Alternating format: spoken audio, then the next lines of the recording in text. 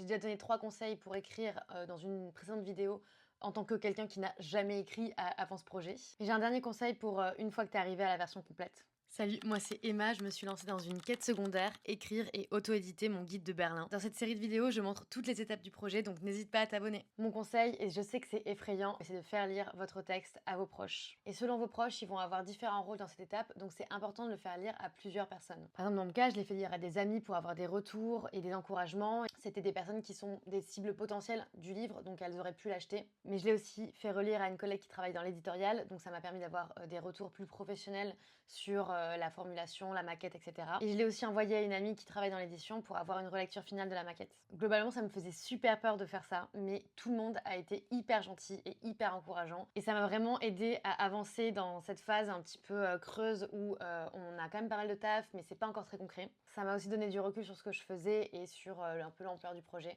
Donc voilà, je vous conseille vraiment de faire ça.